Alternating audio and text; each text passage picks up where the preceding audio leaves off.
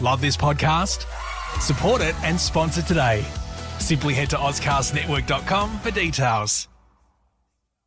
This week at Safeway, shop the 10 for $10 produce sale. With the 10 for $10 produce sale, get items like large avocados, mangoes, green, red, orange, or yellow bell peppers, cucumbers, large lemons, or 16-ounce bags of Signature Farms baby-peeled carrots for the member price of just $1 each. Plus, select meats like Signature Farms 80% lean ground beef and Signature Select extra meaty pork loin back ribs are buy one, get one free this week. Hurry in before these deals are gone. Visit Safeway.com for more deals.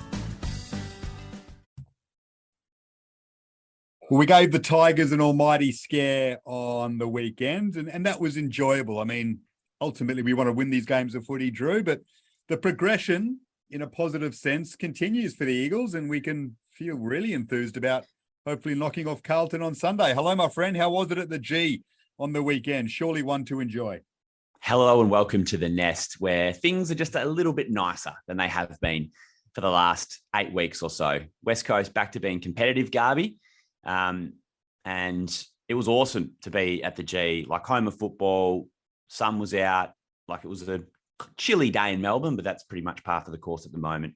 And yeah, it was really good. I sat in the MCC, which is pretty rare for me. I had really great seats and an enjoyable experience. Like there were frustrating moments, but West Coast have given us plenty of those this season. But there was less exasperation and a bit more inspiration from the Eagles. So that was nice. I haven't been able to catch them live too many times this season. Work's got in the way, and obviously they don't come to Melbourne that often. So that was really nice. And yeah, I thought you could make an argument that we could have won the game. Like we played some pretty decent footy. We didn't take all our chances, and there were a couple of big stuff ups that we made here and there. And the Tigers kicked so accurately, especially early, the first 3 quarters. So yeah, plenty to be proud of, I reckon. I think for a fan podcast, we've got a pretty good record when it comes to not blaming the umpires or looking at the umpires. Maybe we've done it once or twice in a couple of seasons. And that's pretty good, I reckon, for a fan podcast. There were a few decisions on Sunday that just made me think, and I know that we've benefited from this in the past, so we shouldn't cry about it too much, but just made me think, the umps went to the G to enjoy the roar from the home fans, go back and enjoy their Sunday night. I mean, some of the calls they gave against us were just laughable and game affecting. So it's interesting that you say that because it's always different at the ground. You see the game differently. You don't have any commentary affecting, I guess, how you view the game. It felt to me like we were getting the rough end of the stick. And I said to the person I was with who was at the game, I was like, I reckon we've had about 2 free kicks in the first half. And it turned out it was 3. And it was a low free kick game. And I know the free kick count isn't everything. But to me, it felt like we were getting stiffed. And like, it's hard for me now to think back to Sunday and really point out all of the mistakes that I felt were made. But a couple of times there was some really hot holding the balls, I reckon. And then it wasn't the same going back the other way. And I thought our forwards a couple of times were getting monstered by the Richmond backs, and that was just allowed to happen. Can you remember much specifically, and how did you feel during the game? Well, there were 2 decisions that led to goals. I actually was calling the Giants game afterwards. So I watched the first half closely and then try to watch as much of the second half as I could. But I watched an extended highlights when I got home, and there were 2 key decisions in that second half which led to Tigers goals, and credit to them, they converted tough shots. If they don't kick those shots, well, you're probably not talking about this. So fair play. Yeah. But the Natanui-Soldo wrestle, are you friggin' kidding me? How are you pulling a free kick from that? The 2 big men going at it, and he gives a free kick against Natanui. They kick a goal from it. Or it was downfield. Start of the last quarter, we've just got back into the game. And then there was Rotham holding the man next to the boundary line inside 50. Pickett kicks a beauty, like credit. Awesome finish. I mean, there was nowhere near a free kick there. It was so hot on it. They're just not giving that to Richmond. And they're just not in the same situation, the way in which it had gone that day. So it was just a really rough one for us, I thought. And I'm not saying we would have won the game, but those calls had an impact. Credit the Tigers, though. They kicked, from tough angles. So Soldo and Natanui got in a wrestle, right? And then so Nick's stronger, so he gets the free kick against. Pretty much. Just let it go. And Soldo must have done something because Nick like kept going at him after the free kick was given. And once the goal was kicked, like Nick went in to push him a few more times. And like Luke Shuey came in and grabbed Nick and tried to drag him away. I was like, Luke, please. Yeah. Nick's angry. He's 110 kilos, 200 centimeters. Like, you're not going to be able to pull him away. And like, I was getting fired up just looking at Nick because you could just tell that something had triggered him. And to be fair, like, he gave Soldo a freaking bath. Yeah, that's probably why he roughed Nick up, because he was just getting absolutely slaughtered, and it was his way of trying to knock him off his game, Like, he made Soldo look as though he hadn't played football before. And he was good against Toby Nankervis as well, who's arguably all-Australian ruckman at the moment. So anyway, that, and even I'm getting fired up now thinking about it. But, you know, Nick's an aggressive player, but there's usually something that has to trigger him. So I'd be interested to know what happened. Yeah. But yeah, I felt on the day that we had been a little bit stiffed. But also we made twice, was it Liam Duggan twice who had the ball on the goal line and just did like a shank kick, which just landed in a Richmond player's arms, and then they converted those goals. Yeah, they put good pressure on. Yeah. Yeah. And they punished us. Like, every mistake that we made on the day, they almost scored a goal out of it. Like, it wasn't like the week before when Essendon was spraying shots and stuff. Like, they just put us to the sword. Yeah. But there were promising signs though. Like, did you, and I know you watched most of the first half and the majority of the game, like, it felt like our ball movement was a bit crisper. Oh, yeah. Like, we were linking up better. As opposed to that really disjointed crap that we saw earlier in the season. Like, there were some flowing moves against a team that's renowned for their defense and their structure behind the ball. Yeah. Well, obviously having Natanui back in a midfield that's up and going now, like, even though Yoey's out, that's a big blow. We'll talk about that. But Shuey and Kelly in there together with Nick now playing well, like, we're almost at that, because you put Jack Redden in there, we're almost at that A-grade midfield that we had hoped for. Nick Nat, Kelly, Shuey, obviously Yoey at his best was the hope, but Sheed were missing as well, and Gaffey's not at that level anymore. But, you know, Redden's playing really good football, consistent football. So there's a really good mix in there. That helps. But I think our big improvement has come from our half forwards, Drew. Like, Jake Waterman's in the form of his career consistency-wise. We spoke about it last week. Jamie Cripps is on friggin' fire. Yep. Like, he's in the best form of his Eagles career. Superman. We're going to go through Ness medal vote soon. He is polled in the last 3 games. And I think he's been undersold votes-wise. Like, his goals, his link-up play, score involvements, meters gained, inside 50s.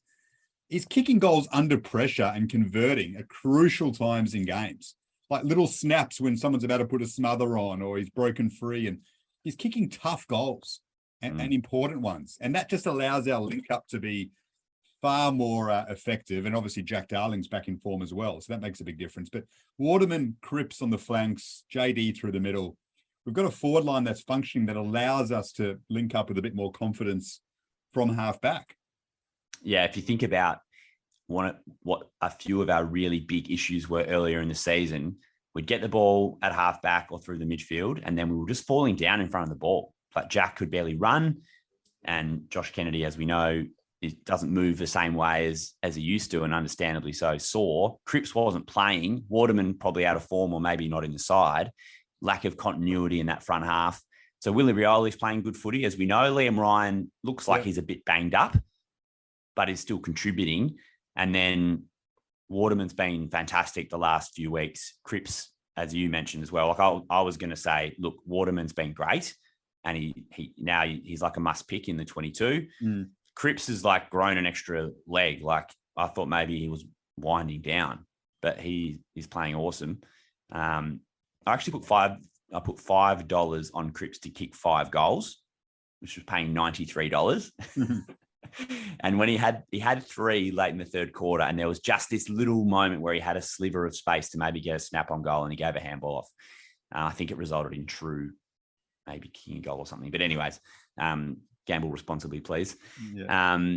But yeah, it's given me a lot of hope.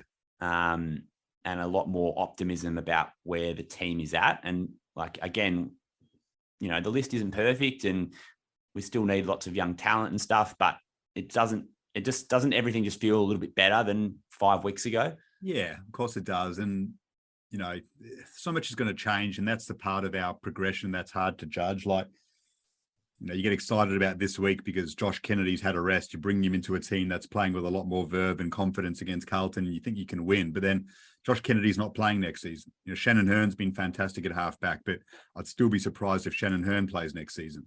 You know, Elliot Yeo's getting injuries. It feels like Luke Shuey's one more soft tissue away from, you know, wondering about his career. You know, Gaffey's on the way down. So we've still got those concerns when it comes to our list changeover. And those are players that are, you know, still having an impact right now. So how that transition is going to go, well, hard to judge. But, you know, you look at what Brady Hoff and Rhett Bazzo, now Zane True getting a game, and Campbell Chesser when he gets a crack at it, and Lukey Edwards, they're just going to grow so much from what they're learning of these older guys and the way in which we're playing that, you know, they can step right into a new game plan from next season.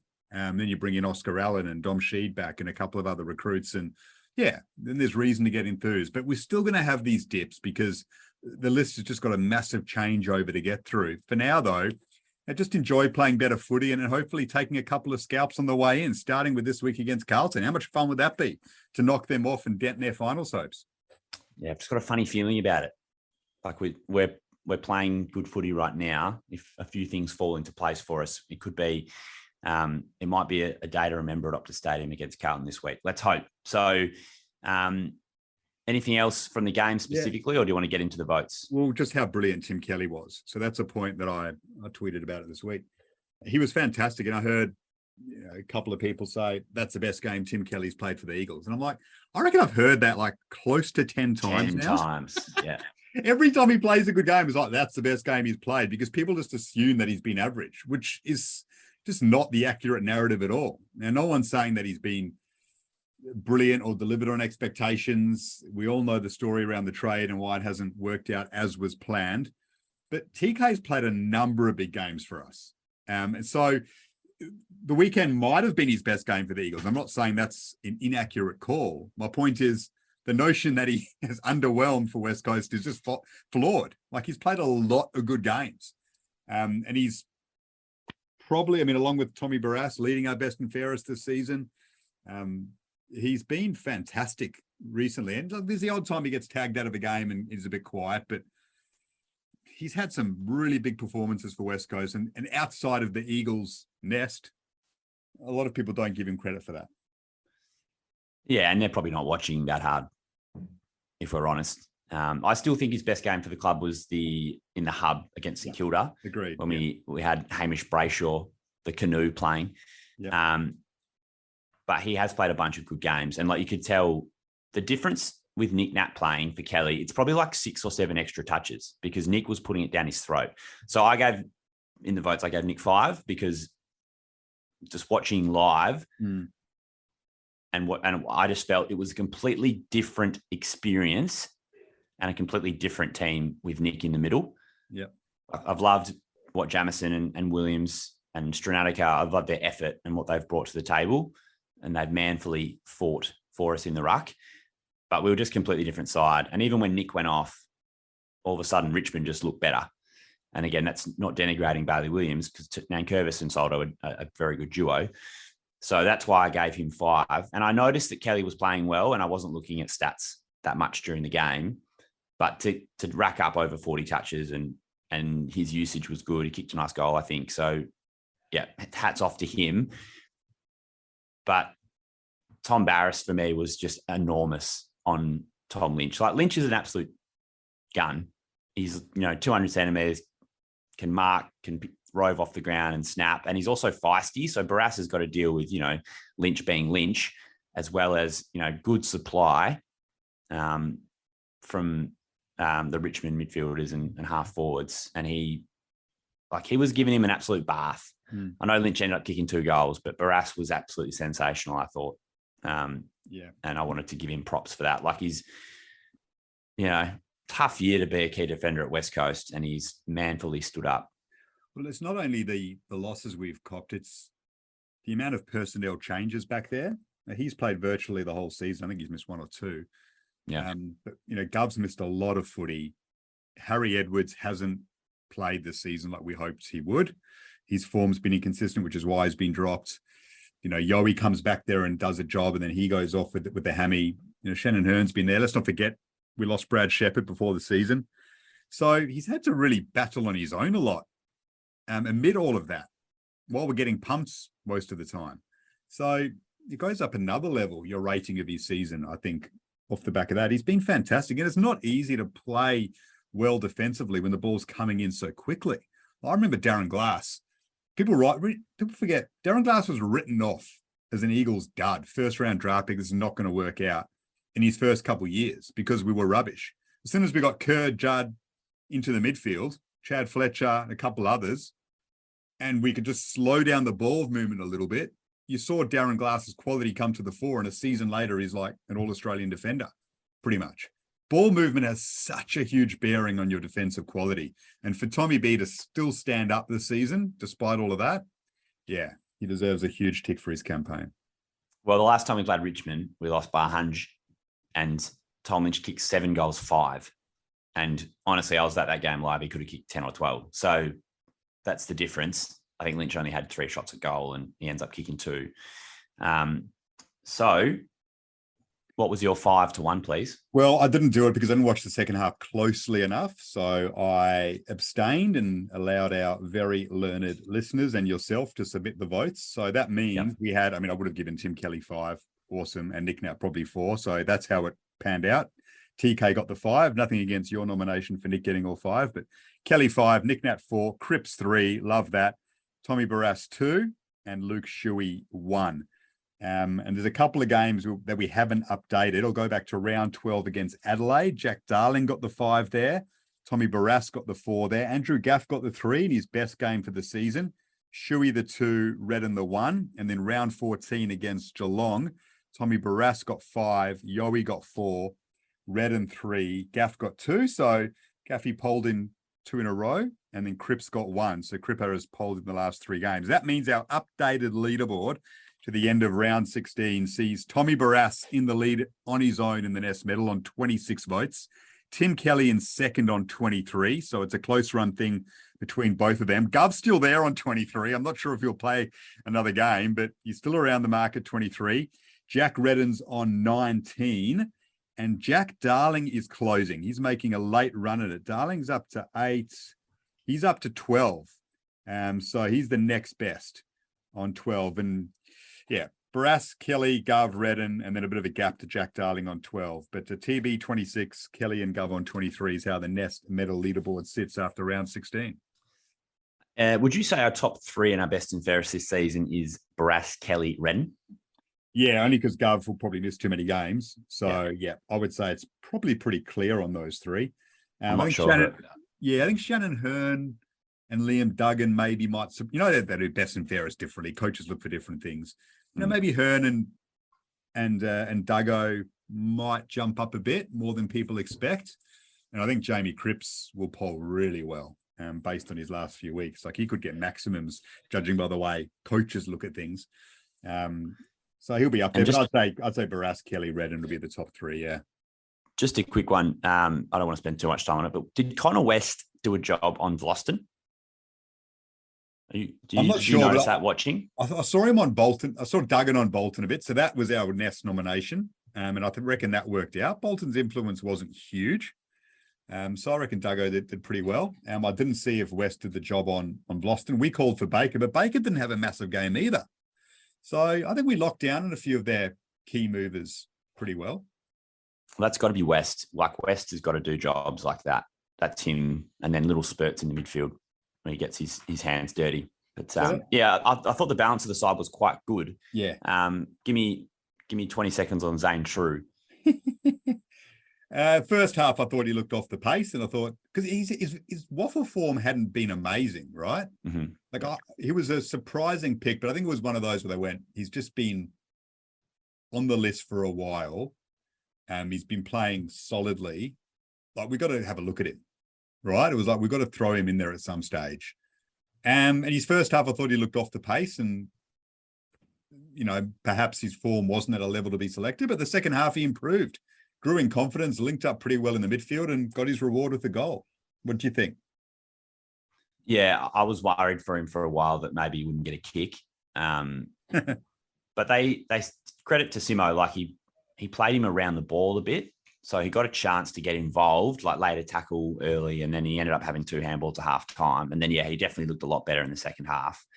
But yeah, I was surprised that he got the debut, that they didn't go back to, say, Greg Clark, if they were going to bring in another midfielder. But I can understand they just wanted to have a look at him. Yeah. Pretty big game, like to do it in MCG against Richmond. But I saw that he spoke this week and praised Luke Shuey, which was nice. I'm sure that Zane's been around to the Shueys for a barbecue or two over the journey.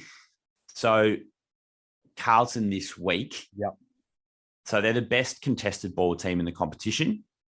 Yep. And we won contested ball against Richmond and won clearances. Obviously, with Nick back, that helps. And obviously, Richmond they're always on record as saying contested ball and clearance to them is not the biggest priority. Did Carlton simply have too much in the midfield for us, do you think? Quite possibly. I know Carlton fans, I've got a lot of mates who are Blues fans. They are petrified. Like, they're really worried. I reckon they're losing.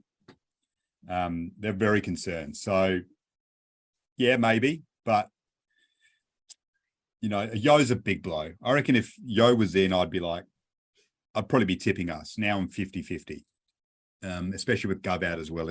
We just lack a little bit of composure down back, I think, without those two, especially against Mackay and Curnow. I think Harry Edwards has to come back this week. I think you're asking too much of Rhett Bazzo to play on Curnow. It's probably not fair on the kid, considering the form Curnow's in. So I like to see Edwards come in and play on Curnow, Barras on Mackay. It doesn't mean Bazzo goes out the team. He just plays third fiddle if they can find a matchup for him. But yeah, on ball, I think we can hold out with Kelly, Shuey, Redden in there, and then one of the youngsters, be it True if he holds his spot, or Greg Clark, Connor West going through there, Willie when he pinch hits. We can match it, but we need to be smart defensively. Like we can't just budget on Nick winning the taps and moving forward, because Cripps, Hewitt, Chera, Walsh, they've got a lot of quality ball winners there who can shark it and are very smart. So we have to be on our game in there. And if we're not, then it's going to make it too easy for Mackay and Curnow to get it on the lead. We like having Yo and McGovern. I guarantee we would win this game. Yeah. But the Mackay-Curnow duo, with the way that Carlton, they don't just win clearances, they come out the front. They break tackles, use handball, and they pump it long inside 50 to their 2 gun key forwards. Like it's so simple, but it's effective. Yeah. So if Nick can curtail that, and DeConning's got a good spring on him, but he's not the most physical ruckman. So Nick potentially could manhandle him and then combine that with his tap work. Like that's our best chance, is we need to win clearances to stop their supply. Like defend. It's like defense by offense. Yeah. But like they're big. Like Cripps is strong, big boy.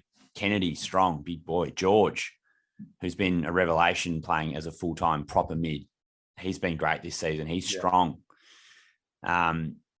So depth and the size in midfield, having Yo being able to switch between mid and back this week would have bbeen fantastic. It's good that it's not a serious hammy, but it's a real shame. Yeah. He was just building nicely. So so I see I'm off Harry Edwards. Right. I would just give back Bazzo and have someone needs to be coming in third though. There needs to be someone who's willing to come off Owies or come off Durden or whatever and come in, and they need to affect every contest, whether that's Duggan or Rotham or whoever. They need support. Like aerial support is massive. Yeah. I'd play Edwards on one of them. I think his form's been good enough, deserves another go at it. But if you're vouching for Bazzo to stay in, fair enough. I mean, JK obviously comes back in, which is huge. I'm not sure who quite goes out, because obviously Waterman's playing well, Darling's playing well. So that'll be interesting. You'd still need the second ruck for Nick Nat. Bailey Williams holds.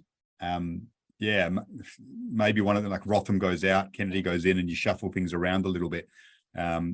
Edwards comes in, for example, you still play Bazzo, or Bazzo goes out, that allows you to bring JK in. Rotham plays more of a role as opposed to coming off the bench or starting on the pine, whatever it is. So there's ways of doing it with JK coming back and leaving Waterman and Darling in there. But I see changes as Edwards and JK in for, Bazzo, and then obviously Yowie goes out. And I reckon we can maneuver things around and still hold. And it wouldn't surprise me if True drops out for, say, Greg Clark, and they say to Zane, you had a good run. Like, doesn't mean you're not playing the week after, but we want to give Greg Clark a run this week. That wouldn't surprise me either. Yeah. I'm really looking forward to the game. Like, it's fun to play against good teams and test yourselves, and that's where we're at. It's a shame that Dom's out for the season. I mean, it's unlikely probably we'll see McGovern again, which is a shame because he was probably putting together an All-Australian season. Yeah. But the signs are good. Pumped for it. Yeah. Just a quick one before I go because we're out of time. I did a poll on the Nest Twitter during the week. What would you do for Luke Jackson? It seems like he's gone to Freo. Would you give up the first round pick? So I asked, would you trade down in the draft, split our first pick into 2 picks, say, 2 mid-first rounders or a mid and a late first rounder, and give one to Melbourne, along with something else, obviously. That wouldn't suffice, but with something else in order to get Luke Jackson. It was probably 60-40 yes. So people are a bit lukewarm on that. A number of people still want us to keep our first pick, even if it means getting Jackson. What would you do for Jackson, even though it seems likely he'll go to Freo if he leaves Melbourne? The only way that we could get Jackson is to split our first round pick, or to just give them the first round pick. But he's going to Freo if he's leaving Melbourne. Yeah. I mean, what I want us to do is to draft Elijah Hewitt from WA, and then there's another talented young WA player. So if we could, and there's 2 good Vic Metro boys plus Ashcroft. Yep. So we trade back for Hewitt and find a way to get our second pick in the draft as high up as we can, possibly ahead of Freo, and then draft the other WA guy and do what they did to us last season. Very creative. Get those 2 WA talents, like do what you got to do. We've got 2 second rounders, we've got futures to play with. If we can get 2 inside the top 12, get those 2 WA lads, and then we've got 2 talented mids. Love it. Bang. Drewy, I got to go. Let's hope we knock off the Blues this week, my friend. All right, mate. Take care. Yeah, keep well.